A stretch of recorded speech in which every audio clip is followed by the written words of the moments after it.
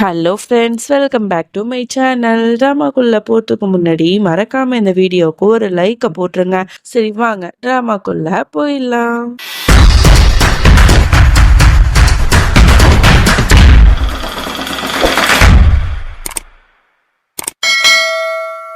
Starting சீன்ல சசியை தான் காட்டுறாங்க. அவ வீட்டு உள்ளாக்க வந்த உடனே சீமா சீமா அப்படின்னு சொல்லிட்டு கத்திட்டு இருக்கா. அதை கேட்ட பாட்டி அதிர்ச்சியாறாங்க. ஐயோ, சீமா வேலை விஷயமா வெளில போயிருக்காளே, இந்த விஷயம் அவளுக்கு தெரிஞ்சா பிரச்சனையாகுமே அப்படின்னு சொல்லிட்டு அமைதியா இருக்காங்க. உடனே சசி அன்னிக்காரிங்கள்ட்ட கேட்கிறா, சீமா எங்க போயிருக்கா அப்படின்னு சொல்லிட்டு. அவங்க ரெண்டு பேரும் என்ன சொல்றதுன்னு தெரியாம போய் சொல்லிட்டு இருக்காங்க. அவ இந்த மாதிரி காய்கறி எல்லாம் வாங்கதான் போயிருக்கா, உனக்கு வாய்க்குடிசையா சமைக்கணும்ல அதனால அப்படிங்கிற மாதிரிலாம் சொல்லும் போது, ஓ அப்படியா அப்படிங்கிற மாதிரி இங்க பேசிட்டு இருக்கும்போது, ஆமா சீமா இல்லாதப்ப சீமாவோட வேலையெல்லாம் இப்ப யார் செய்வா, என்ன பண்ணுவ நீ அப்படிங்கிற மாதிரிலாம் உமா கேட்க, ஓ அப்படியா, அது வேற உனக்கு கவலையா இருக்கா, சீமா இல்லாத நேரத்துல அவளோட வேலை எல்லாத்தையும் சேர்த்து வச்சு நீங்க ரெண்டு பேர் தான் பண்ணணும் அப்படிங்கிற மாதிரி சொல்லிட்டு போயிடுவா. அன்னைக்கு அவங்க ரெண்டு பேருக்குமே செம்மையா காண்டாவும். அதோட வேலு அங்க நிக்கிறத பார்த்துட்டு வேணுனே ரோஹிணி என்ன பண்றா, போனை எடுத்துட்டு அப்படியே பேச ஆரம்பிக்கிறா. ஹாய் மை லவ், என்ன பண்ற, எப்படி இருக்க, நல்லா இருக்கியா, இன்னைக்கு நான் சொன்ன மாதிரி டிஸ்கோக்கு வந்துரு, நேத்து மாதிரி ரெண்டு பேரும் ஒன்னா ஊர் சுத்தலாம் அப்படிங்கிற மாதிரிலாம் வேணும்னு வெறுப்பேத்தி பேசிக்கிட்டு இருக்கா. இதெல்லாம் பார்க்கும்போது வேலுக்கு செம்மையா பொசசிவா இருக்கு. உடனே அவள்கிட்ட பேசுறதுக்காக போறான். அப்ப கரெக்டா சித்தார்த் வந்துடுறான். உடனே அந்த சீ திரும்பி போய் நின்னுக்கிறான். உடனே சித்தார்த் ரோஹிணிட்ட கேட்கிறான், இந்த மாதிரி நான் ஆபீஸ்க்கு போறேன், எந்த ஷர்ட் போட அப்படிங்கிற மாதிரி கேட்டுட்டு இருக்கான். ரோஹிணிக்கு என்ன பண்றதுன்னு தெரியல. வேலு வேற பக்கத்துல நிக்கிறானே, இப்ப நான் சித்தார்த்திட்ட நல்ல விதமா பேசினா பிரச்சனை ஆயிடுமே அப்படின்னு சொல்லிட்டு வேணும்னு கோவத்தை காட்டுறா. நீங்க எந்த ட்ரெஸ் வேணா போட்டு போங்க, ஏன் என்கிட்ட கேட்டுட்டு இருக்கீங்க அப்படிங்கிற மாதிரி ரொம்ப திட்டி விட்டுடுறா. இவனுக்கு ஒரு மாதிரி இருக்கும், கோச்சுக்கிட்டு அங்க இருந்து போயிடுவான். அதோட இங்க ரோகிணி சமைக்கிறதுக்காக போவா. அப்ப பார்த்தா வேலு இவளுக்கு கால் பண்ணுவா. உடனே அட்டன் பண்ணி என்ன அப்படிங்கிற மாதிரி கேக்குறா. இந்த பாரு ரோஹிணி, நீ பண்றது கொஞ்சம் கூட சரியில்லை, நீ எதுக்கு அந்த ஆள்கிட்ட நீ பேசிட்டு இருக்க, அவன்கிட்ட பேசுறது எனக்கு பிடிக்கல அப்படிங்கிற மாதிரி சொல்லும் போது, இந்த பாரு என் பூஷனுக்கே நான் என்ன பண்ணும் ஏது பண்ணும்னு அவன்கிட்டயே கேட்க விருப்பம் இல்லை எனக்கு. நீ யாரா ஃபர்ஸ்ட், உன்கிட்ட நான் எதுக்கு சொல்லிட்டு பண்ணும், எனக்கு யாருக்கிட்ட பேச பிடிச்சிருக்கோ அவங்க கிட்ட நான் பேசுவேன். உனக்கு என்னை இம்ப்ரெஸ் பண்ணணும்னா அதுக்கு தகுந்த மாதிரி நீ சசியை முதல்ல எதிர்த்து நில்லு, அதுக்கப்புறமா நான் உன்னை நம்புறேன் அப்படின்னு சொல்லிட்டு போனை வச்சிருவா. இப்படி இங்க பேசிட்டே இருக்கும்போது அங்க சசி வேலு யார்கிட்ட பேசுற அப்படிங்கிற மாதிரி கேட்ட உடனே டக்குன்னு வேலு பயந்துட்டு டக்குன்னு போனை ஒழிச்சிட்டு, இல்ல நான் என்னோட ஃப்ரெண்டு இருக்கால அவள்கிட்ட தான் பேசினேன், வேற ஒண்ணும் இல்லை அப்படின்னு சொல்லி சமாளிச்சிடுறான். இங்க சசிக்கு வேலு மேல டவுட் வர ஆரம்பிச்சிருது. அதோட இங்க ரோஹிணி டெரஸ்ல போயிட்டு அழுதுட்டு இருக்கா. இந்த மாதிரி சித்தார்த்தை ஹர்ட் பண்ற மாதிரி நாளுக்கு நாள் நம்ம பேசுறமே, அவர் மனசு எவ்வளவு காயப்பட்டிருக்கும்ல அப்படின்னு நினைச்சிட்டு அழுதுட்டு இருக்கா. உடனே மனோரஞ்சனி என்னம்மா என்னாச்சு, யாரும் ஒண்ணு என்ன சொன்னா, அந்த வேலு ஏதாவது சொன்னானா அப்படிங்கிற மாதிரி கேட்கிறா. இல்ல பாட்டி, அதெல்லாம் ஒண்ணும் இல்லை, இந்த மாதிரி சித்தார்த்திட்ட நான் இந்த மாதிரி கோவப்படுற மாதிரி நடிக்கிறது எனக்கு சுத்தமா பிடிக்கல, மனசுக்கு அவ்வளவு கஷ்டமா இருக்கு அப்படின்னு சொல்லிட்டு அழுது புலம்பிட்டு இருக்கா. கரெக்டா அந்த நேரத்துல சசி ஆஹா, இந்த கண்குள்ளா காட்சியை பார்க்க எவ்வளவு சந்தோஷமா இருக்கு, ரோஹிணி நல்லா அழு அப்படிங்கிற மாதிரிலாம் சொல்லிட்டு இருக்கா. உடனே ரோஹிணிக்கு பயங்கரமா கோவம் வருது. உன் வேலையை பார்த்துட்டு போறியா, தேவையில்லாம எதுக்கு என்கிட்ட வம்பு இழுத்துட்டு இருக்க அப்படின்னு கேட்டா. அப்பதான் அவ சொல்றா, நானும் பார்த்துட்டு இருக்கேன், கொஞ்ச நாளாவே என்னோட வேலுவை மயக்கிறதுக்கு நீ முயற்சி பண்றல, அவனை விட்டு நீ தள்ளியே இரு அப்படின்னு சொன்னா. அந்த பாரு, ஃபர்ஸ்ட் உன்னோட வேலுவை ஏன் பின்னாடி வர வேணாம்னு சொல்லு, அது மட்டும் இல்ல கொஞ்ச நாள்ல நீ ரொம்ப நம்புற ஒரு ஆளே உன் முதுகுல குத்துவான, அப்ப தெரியும்டி உனக்கு அப்படிங்கிற மாதிரி ஒரு வார்னிங் வைக்கிறா. இதை கேட்கும் போது சசிக்கு ரொம்பவே பயமா இருக்கு. என்னடா இவ சொல்றா அப்படிங்கிற மாதிரியே யோசிச்சுட்டு இருக்கா. அதோட ஆபீஸ்ல இங்க நம்ம சித்தார்த்தை தான் காட்டுறாங்க. அவ ரோஹிணி திட்டினதையே நினைச்சிட்டு ரொம்ப அப்செட்டா இருப்பான். அப்ப அந்த நேகா அவனுக்காக சமைச்சு எடுத்துட்டு வந்திருப்பா போல. சாப்பிடுங்க சார் அப்படிங்கிற மாதிரிலாம் சொல்லிட்டு இருக்கா. உடனே அவனுக்கு செம்மையா கடுப்பாயிடுது. இந்த பாரு, என்கிட்ட இந்த மாதிரி அட்வான்டேஜ் எடுத்துக்காத, எனக்கு நீ செக்யூரிட்டியா வேலை பார்க்குற, அதனால அந்த லிமிட்டோட எனக்கு இந்த மாதிரி சாப்பாடு செஞ்சு போறதெல்லாம் இந்த மாதிரி வச்சுக்காத அப்படிங்கிற மாதிரி திட்டி விட்டுருவான். அவளுக்கு ரொம்பவே கஷ்டமா இருக்கும். அப்படி அழுதுட்டு இங்கிருந்து போயிடுவா.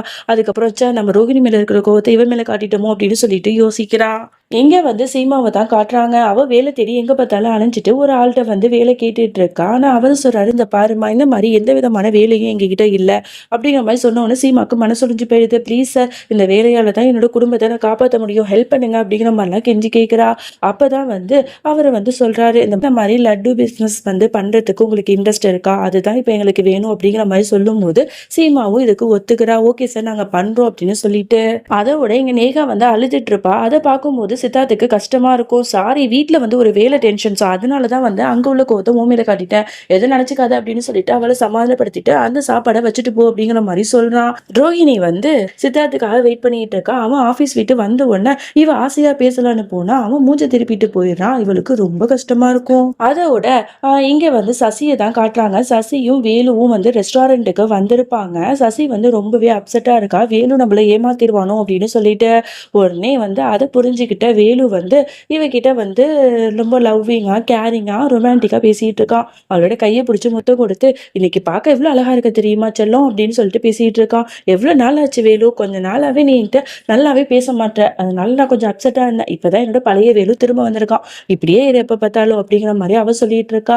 அப்பதான் அவன் சொல்றான், கண்டிப்பா பேபி, ஆனா நான் உன்கிட்ட ஒரு முக்கியமான விஷயம் சொல்லணும். நான் தனியா பிசினஸ் ஸ்டார்ட் பண்ணணும்னு நினைக்கிறேன். அதுக்காக எனக்கு வந்து இந்த பேப்பர்ல சைன் போடுறியா அப்படிங்கிற மாதிரிலாம் சொல்லிட்டு இருக்கான். அவளோட சொத்து எல்லாத்தையும் இவன் பேர்ல மாத்ததுக்காக.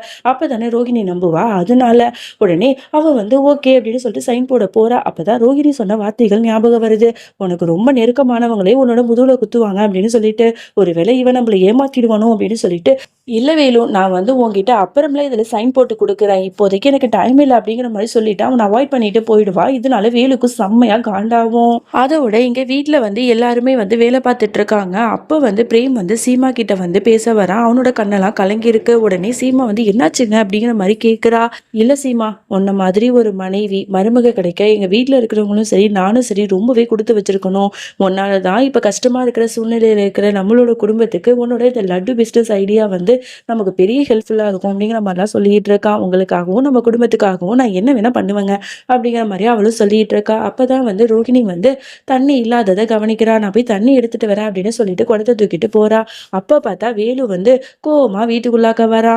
உடனே அவனை வெறுப்பேத்தணுங்கிறதுக்காக ரோஹிணி வந்து அவன்கிட்ட பேசுறா. வேலு என்னாச்சு? ஐயோ பாவம், உன்னை பார்க்கவே பாவமா இருக்கே. என்ன எப்ப பார்த்தாலும் ஜோடி போற மாதிரி சசி கூட தானே ஒட்டிக்கிட்டு வருவேன், இன்னைக்கு என்ன உன் பக்கத்துல சசியை காணோம்? உன்னை ஏமாத்திட்டாளா? உன் முதுகுல அவ குத்திட்டாளா? இல்ல நீ சொல்ற எதையுமே அவ கேட்க மாட்டாளா அப்படிங்கிற மாதிரி வெறுப்பேத்திட்டு இருக்கான். இதெல்லாம் கேட்கும்போது வேலுக்கு செம்மையா வந்து வெறுப்பு ஆகுது. இவ என்னடா அது நம்மளை மட்டம் தட்டிட்டே இருக்காளே, இந்த சசியை ஒரு வழி பண்ணணும் அப்படிங்கிற மாதிரி யோசிச்சுட்டு இருக்கான். அதோட இங்க ஃபேமிலியில எல்லாரும் ஒண்ணா உட்காந்து லட்டு வந்து பிடிச்சிட்டு இருக்காங்க. இந்த மாதிரி வந்து காலையிலக்குள்ள இந்த மாதிரி வந்து நிறைய வந்து 500 லட்டு கிட்ட ஊட்டணும் அப்படின்னு சொல்லிட்டு சொல்லியிருப்பாங்க. ஆர்டர் வந்திருக்கும் போல. ஸோ அதனால ஒட்டுமொத்த குடும்பமும் அப்படியே ரொம்ப தீயா வேலை பார்த்துட்டு இருக்காங்க.